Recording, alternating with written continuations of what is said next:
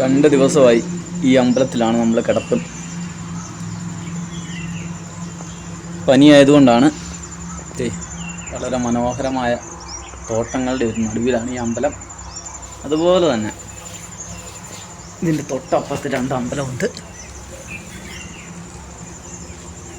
നല്ല സുഖനിദ്രയായിരുന്നു കേട്ടോ 2 ദിവസം. ദേവീക്ഷേത്രമാണ് ഒരെണ്ണം ശിവക്ഷേത്രമാണ്.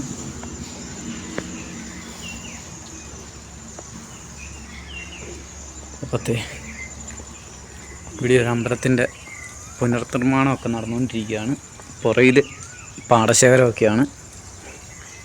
നല്ല തണുപ്പുണ്ട്, മഞ്ഞുണ്ട്. അത് ഈ പാടത്ത് കാണുന്ന ഒരു മഞ്ഞുണ്ടല്ലോ, ആ ഒരു മഞ്ഞിൻ്റെ ഒരു സുഖമുണ്ട്.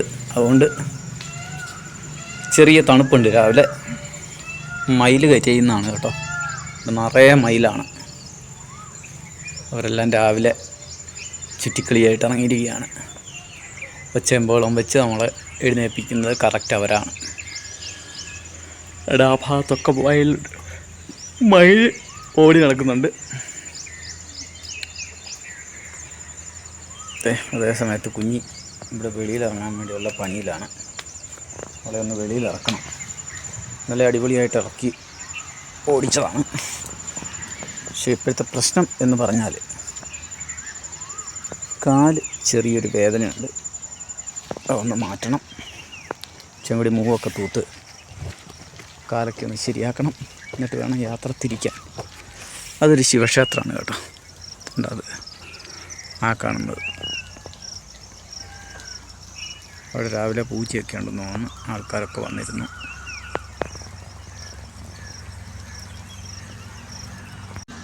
അപ്പം മനോഹരമായ ഈ ക്ഷേത്ര കോംപ്ലക്സിലായിരുന്നു ഞാൻ കിടന്നുറങ്ങിയത്. ഇന്നു മുതൽ നമ്മുടെ യാത്ര പതിയെ ആരംഭിക്കുകയാണ്. അത്ര പെർഫെക്റ്റായിട്ടില്ല. എങ്കിലും യാത്ര തിരിക്കുകയാണ്. അല്ലാതെ നിവൃത്തിയില്ലല്ലോ. യാത്ര ചെയ്തല്ലേ പറ്റത്തുള്ളൂ. അതുകൊണ്ട് നമ്മുടെ യാത്ര തുടരുകയാണ്. അപ്പോൾ എല്ലാവരും കൂടെ കാണണം. എല്ലാവരും തരുന്ന സപ്പോർട്ടിന് ഒരുപാട് നന്ദിയുണ്ട്. അപ്പോൾ യാത്ര മുന്നോട്ട് പോവുകയാണ്. ഹലോ, നമസ്കാരം. ജോപ്പൻ്റെ യാത്രയുടെ പുതിയ അധ്യായത്തിലേക്ക് ഏവർക്കും സ്വാഗതം.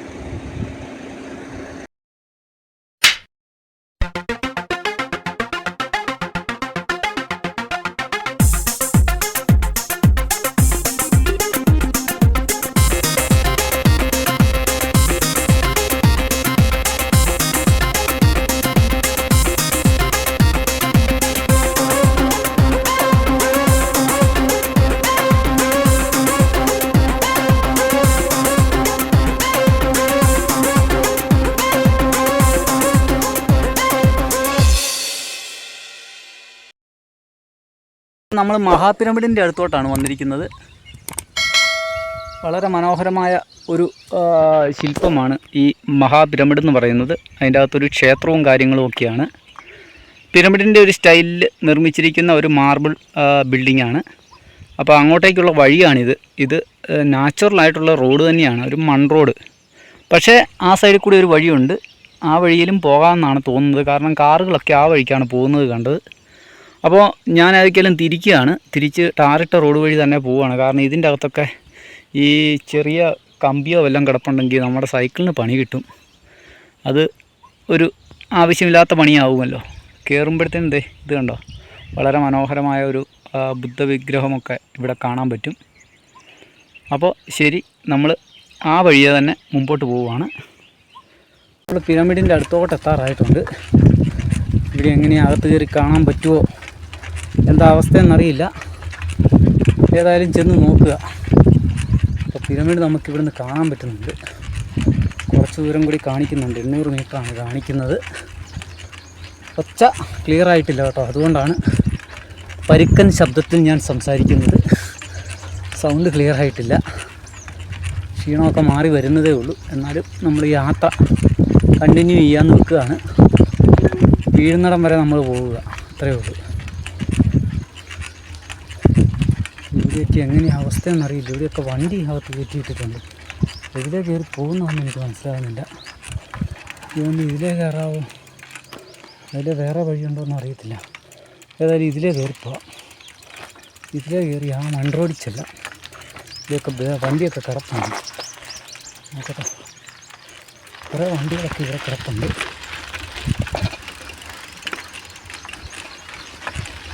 അപ്പം നമ്മൾ ഇത്രയും വഴി കയറി വന്നപ്പോഴത്തേനും ഇതിലെ വണ്ടിയൊക്കെ പോയിരിക്കുന്നതാണ്. ചിലപ്പോൾ ഇതായിരിക്കും ഇനി പുതിയ ഗേറ്റായിട്ട് വെക്കാൻ പോകുന്നു.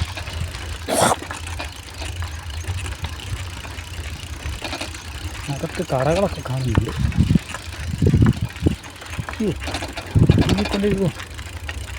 കുഴിക്കൊണ്ടേ ഇടുവോ എനിക്ക് പേടിയോ.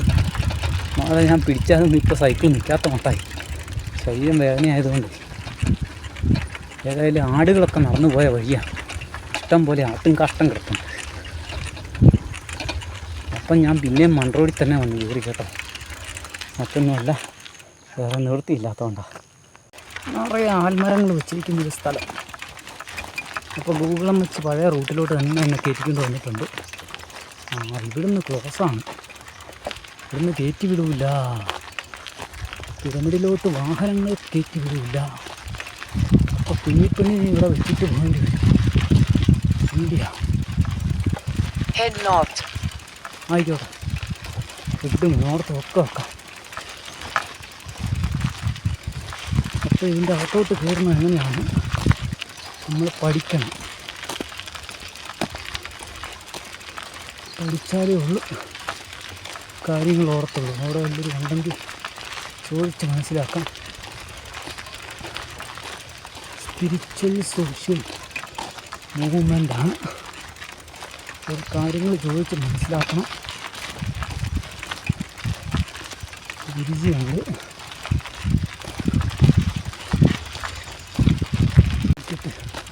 Be a light unto yourself. Pyramid spiritual societies.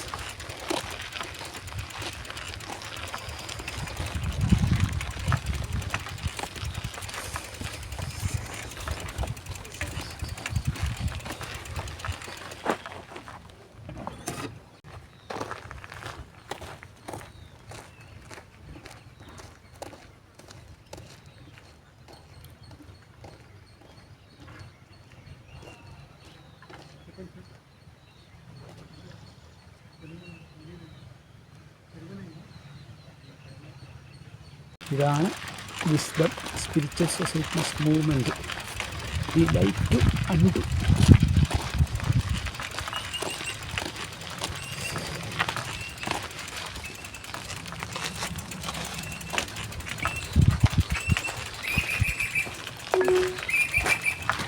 Head north, then turn right.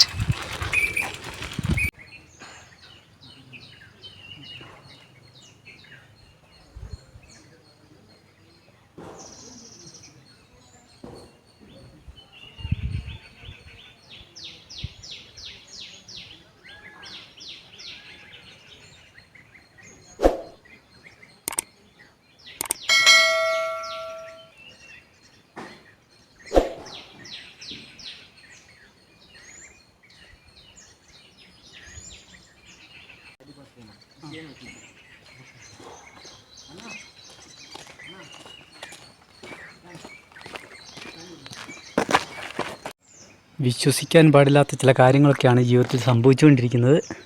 ഈ കിടക്കുന്ന വണ്ടി വേറെ ആരുടെയല്ല, രാമലക്ഷ്മണ ഫൈറ്റ് മാസ്റ്റേഴ്സിൻ്റെയാണ്. അവരുടെ ഇവിടുത്തെ വില്ലയാണിത്. ഈ വില്ലയിലോട്ട് എന്നെ കൂട്ടിക്കൊണ്ട് വന്നതാണ്.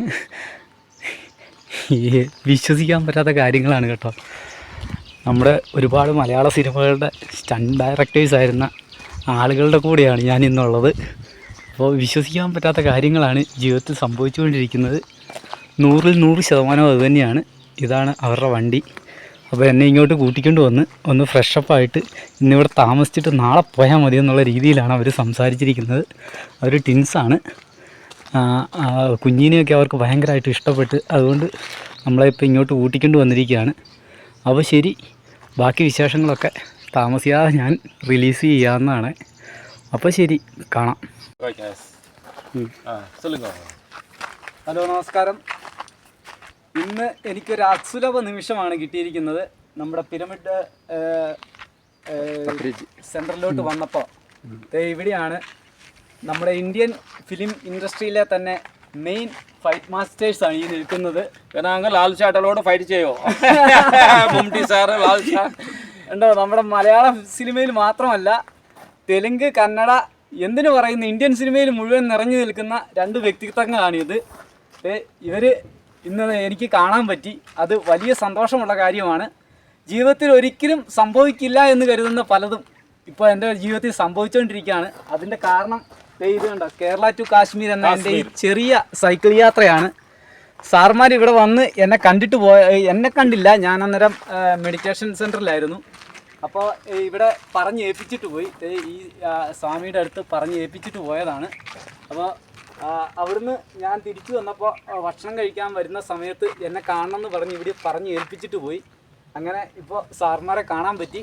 അപ്പോൾ വളരെ നന്ദി. Thank you very much.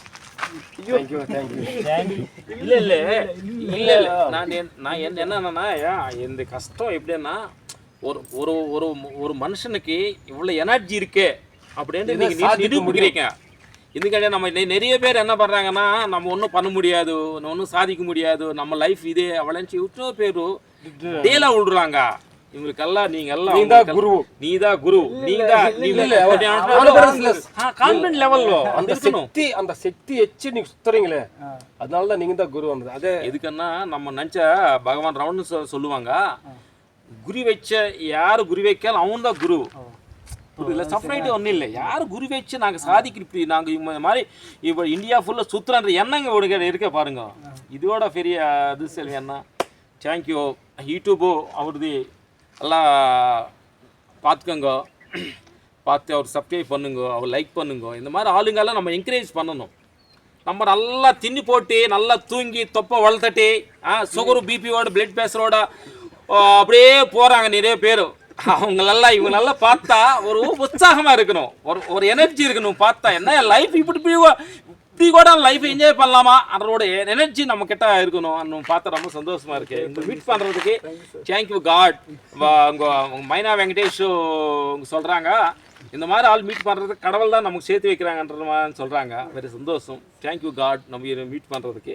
ஆக்சுவலாக உங்களெல்லாம் பார்த்தா எங்களுக்கு எங்களுக்கு கூட சில டவுட்டுங்கள் இருக்கும். இவ்வளோதானே இது நான் என்ன சாதிக்க முடியும்னு சொல்லும்போது உங்களுக்கு பார்த்தாவே எங்களுக்கு మళ్ళీ తెలుగులో చెబుతున్నాము. మేము ఆంధ్రప్రదేశ్, తెలంగాణ, తమిళనాడు, కర్ణాటక, కేరళ కాలినడకతో నడుద్దామని మేము ఒక చిన్న అనుకున్నాము. ఎందుకంటే మా విజన్ నాకు என்னன்னா, காலிநடக்கோட போய் ஒரு பூமியோட என்ன பூமி என்ன இவ்வளோ அதிர்ஷ்டம். ஒரு రైతు என்ன பண்ணுறாங்க, వ్యవసాయం பண்ணுறவங்க என்ன பண்ணுறாங்கன்னா, ఇది నా కర్మ, ఇదే ఎందుకు అనుకుని ఫీల్ అవుతున్నాడు. ఎందుకంటే ఒక రైతు ఫీల్ అవుతున్నాడు, ఇది నా కర్మ, నేను ఇక్కడే ఉన్నాను, పొలాల్లో దున్నుకుంటున్నానని. నువ్వు చాలా అదృష్టవంతుడివి, నువ్వు వ్యవసాయం చేస్తున్నావు అని చెప్పి ఆ రైతుவோட గొప్పతనం அவடோட என்ன ஏழு விஷயம் நம்ம சொல்லி கொடுக்கணும். అన్నదమ్ముడో ఏళ్ళ విషయం, అన్నదమ్ము చిన్న విషయంలో చండ పోடுறாங்களே. ఈ విషయాన్ని మేము ఆంధ్రప్రదేశ్, తెలంగాణ తిరిగి నడిచి కొన్ని అన్నదమ్ముల రిలేషన్స్, తల్లిదండ్రులకి ఎలా ఉండాలి, భూమి గొప్పతనం, నీరు గొప్పతనం, ఆకాశం గొప్పతనం చెప్పాలని నడుస్తానని మేము అనుకున్నాం. కానీ వెదర్ను చూసిన తర్వాత డెఫినెట్గా మేము కాలినడకతోటి మొత్తం, నువ్వు సైకిల్ అంటే మేము కాలినడకతోటి మొత్తం నడిచి ఒక ఊరు వెళ్ళి ఆ ఊరు నైట్ ఉండి ఊరోళ్ళకి ఆ రిలేషన్, భగవంతుడు, అసలు నేచర్ ఏంటి, చెట్లు ఏంటి, వాటర్ ఏంటి, ప్రకృతిని గొప్పతనాన్ని చెప్పాలనేది మా కోరిక. కరెక్ట్గా నువ్వే నాకు ఆదర్శనం. డెఫినెట్గా நாங்கள் சுற்றி மதியில் ഞാൻ വരുമ്പോൾ തമിഴ്നാട്ടിൽ ചിന്ന കുളന്തൈ 3 വയസ്സ് ഇருக்கு. அந்த ஞாறு நட்டுட்டு இருக்கு, ஞாறு நெல்லு நட்டுட்டே இருக்கு. அவன் அந்த ஞாறு ചെറിയ ബണ്ടില്ലേ, അത് വലിച്ചിട്ട് ഇപ്പടിയേ പോയിട്ടേ இருக்கு. അപ്പൊ ഞാനിത് ഇങ്ങനെ பார்த்துட்டே இருந்தேன். என்னோட சின்ன வயசுல நாங்க வந்து என்னோட அப்பா கூட அந்த மாதிரி அவன் போயிட்டு இப்படி மറിഞ്ഞു വീഴും தண்ணியில.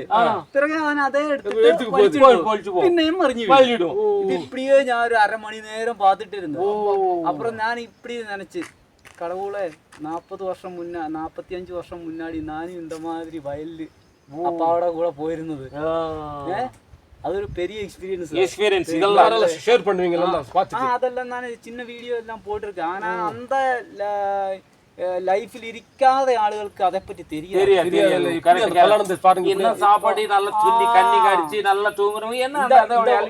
இந்த வயல்ல வேலை பார்க்கണവനും அந்த பார்டர்ல வேலை பார்க்கണவனும் இல்லன்னா நம்ம இல்ல சார். அதனாலதான் జై జవాన్ జై కిసాన్. చూడు అన్నగారు తమిళ ఏమంటున్నాడంటే వ్యవసాయం చేసే రైతు లేకపోతే భోజనం లేదు మనుషులకి. మన బోర్డర్లో ఉండి కాపాడే మన సైనికులు, మన మిలిటరీ సైనికులు సోదరులు లేకపోతే మనకు రక్షణ లేదు. అంటే మనం ఇంత ఆనందంగా ఉంటున్నామంటే ఎంతోమంది సహాయంతో దేహం నడుస్తున్నాం మిత్రులారా. ప్రతి క్షణం మనం ఆలోచిస్తే మన యాలిషన్ మనకు తెలుస్తుంది, మన కోసం ఎంతమంది కష్టపడుతున్నారనే సంగతి తెలుస్తుంది. కరెక్ట్ నీ సొన్నది తమిళ சொல்லு. కరెక్ట్. இடையில ஒன்றும் எந்த டெக்னாலஜி இது வயிற்றுக்குள்ள போகாம எங்க போறீங்க? வெடிகுண்டு போட்டாலும் முடிஞ்சது అన్నాడు. ఎంత టెక్నాలజీ, నువ్వు ఎంత తెలివిగలది ఎంత అయినా కానీ నువ్వు ఆహారం అన్నం అనేది లేకపోతే వాడు వేస్ట్ అంటున్నాడు, నడవలేడు. కాబట్టి అన్నం అని పండించే రైతు, మేము అప్పుడే చెప్పాం, పండించే రైతు గొప్ప సైంటిస్ట్ అని.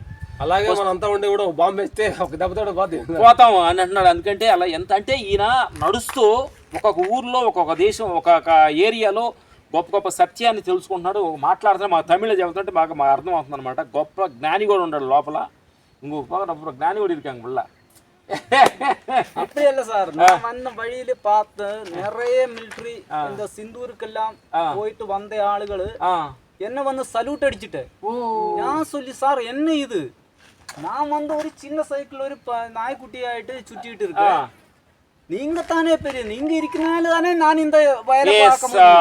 ఆయన అంట సెల్యూట్ మిలిటరీ సైనికులు కూడా బెదర్ వెళ్ళే సైన్ చూసి మిలిటరీ సైనికులు చాలా మంది సెల్యూట్ కొట్టారంట.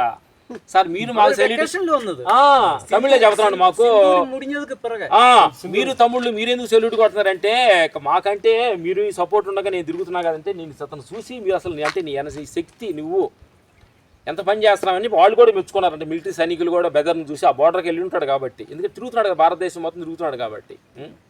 థ్యాంక్ యూ నీ మిత్రులారా.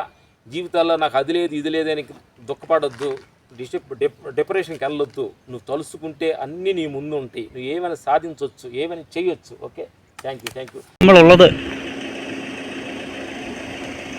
ഇന്ത്യയിലെ തന്നെ രണ്ടാമത്തെ ഏറ്റവും വലിയ പിരമിഡ് ബിൽഡിങ്ങിലാണ്. ഇതൊരു മെഡിറ്റേഷൻ സെൻ്ററാണ്. കയറി വരുമ്പോഴേ നമുക്ക് കാണാൻ പറ്റുന്നത്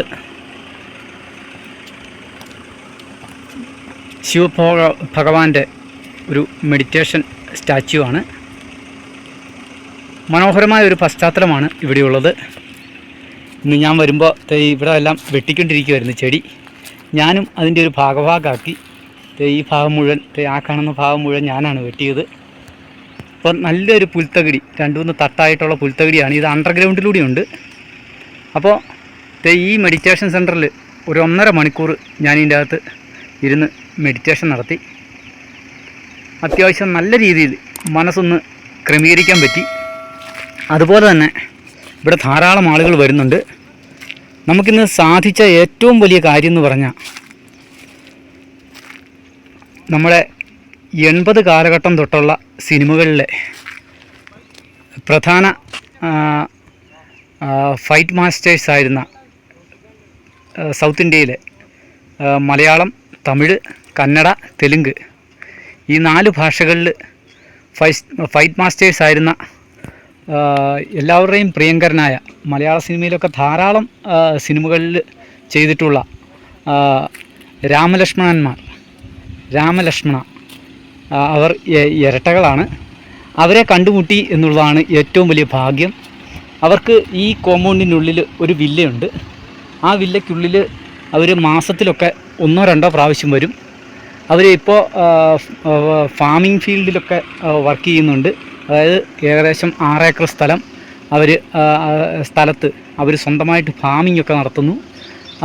അപ്പോൾ ഇവിടെ വരുന്ന വഴിക്കാണ് ഞാനിങ്ങനെ കുഞ്ഞിനെ ഇവിടെ വെച്ചിട്ടാണ് പോയത്. തേണ്ടി ഈ ഇരിക്കുന്ന പൊസിഷനിലായിരുന്നു എൻ്റെ സൈക്കിൾ ഇരുന്നിരുന്നത്.